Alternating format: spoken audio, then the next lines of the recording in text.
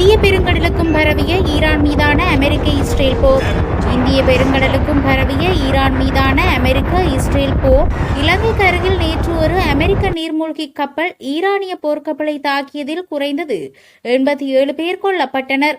மேலும் துருக்கி நோக்கி சென்ற ஈரானிய பாலிஸ்டிக் ஏவுகணையை நேட்டோ வான் பாதுகாப்பு படைகள் சுட்டு வீழ்த்தியது.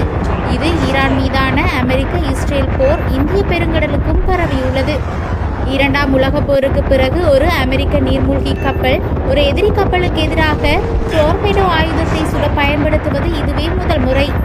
இந்த தாக்குதலிலும் தொடரும் தாக்குதலிலும் எந்த குறைவும் இருக்காது என்று அமெரிக்க அதிகாரிகள் கூறியுள்ளனர்.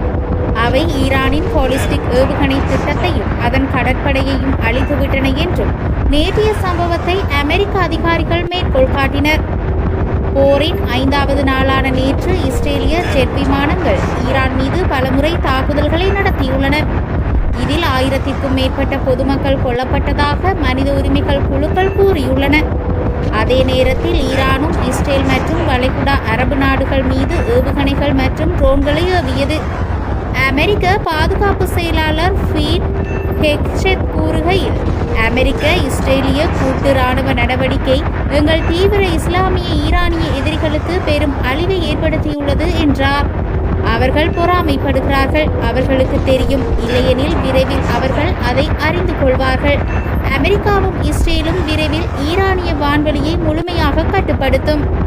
நாங்கள் பகல் இரவு முழுவதும் பறந்து ஈரானிய ராணுவத்தையும் அவர்களின் தலைவர்களையும் கண்டுபிடித்து சரி செய்து முடித்து வைப்போம். அது முடிந்துவிட்டது என்று அறிந்தவுடனேயே இந்த போர் முடிவடையும். இலங்கை கடற்கரையில் ஆபரேஷன் எபிக் ஃபியூரிக்கு ஆதரவாக அமெரிக்க நீர்மூழ்கி கப்பல் ஈரானிய போர்க்கப்பலான ஐரிஸ் தேனாவை அமெரிக்கா மூழ்கடித்தது.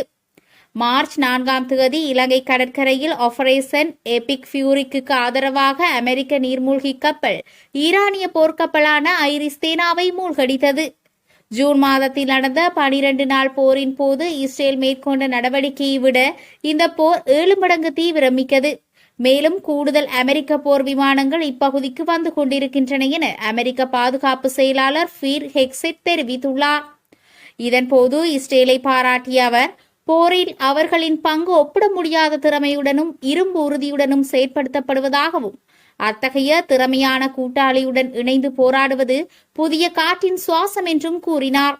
இஸ்ரேலின் பாதுகாப்பு அமைச்சர் இஸ்ரேல் காட்ஸ், ராணுவம் முன்னேறி கூடுதல் நிலைகளை கட்டுப்படுத்த அனுமதி அளித்ததாக கூறிய ஒரு நாள் கழித்து இஸ்ரேலிய துருப்புகள் தெற்கு லெபனானில் குறைந்தது 9 நகரங்களுக்குள் நுழைந்ததாக லெபனான் பாதுகாப்பு அதிகாரி ஒருவர் தெரிவித்துள்ளார்.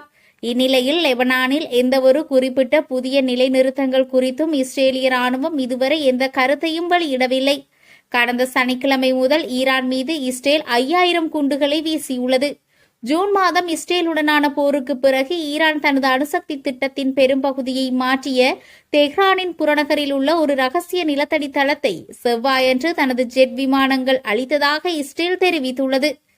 புதன்கிழமை தெஹ்ரான் மீது இஸ்ரேலிய விமானப்படை F-35 ஈரானிய போர் விமானத்தை சுட்டு வீழ்த்தியது. F-35 ஒரு மனிதர் கொண்ட போர் விமானத்தை வீழ்த்திய முதல் முறையாகும்.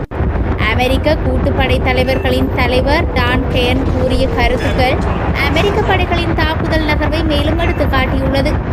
அமெரிக்க ராணுவ பிரசாரம் உள்நாட்டில் விரிவடைய தொடங்கி படிப்படியாக ஈரானிய பிரசாரத்திற்குள் தாக்கத் தொடங்குகிறது. போரின் முதல் நாளிலிருந்து ஈரானின் பாலிஸ்டிக் திறன்கள் 86% குறைந்துள்ளது. அதன் ட்ரோன் ஏவுதல் 73% குறைந்துள்ளது. ஈரானின் முன்னாள் தலைவர் அயதுல்லா அலி கமேனியின் படுகொலையை தொடர்ந்து இரண்டாவது மகன் மொத்தபா கமேனி பதவியேற்க முன்னணி வேட்பாளராக உருவெடுத்துள்ளதாக கூறப்படுகிறது. ஈரான் இஸ்ரேலை தொடர்ந்து அச்சுறுத்தினால் கமேனியின் வாரிசு யாராக இருந்தாலும் அவர்கள் குறிவைக்கப்படலாம் என விவரித்துள்ளனர். இஸ்ரேலுக்கும் ஈரானிய ஆதரவு பெற்ற ஹிஸ்புல்லாவுக்கும் இடையே துப்பாக்கிச் சண்டைகள் தொடர்வதால் தெற்கு லெபனானில் வசிக்கும் சுமார் 3 லட்சம் பேர் அப்பகுதியை விட்டு வெளியேறியுள்ளனர்.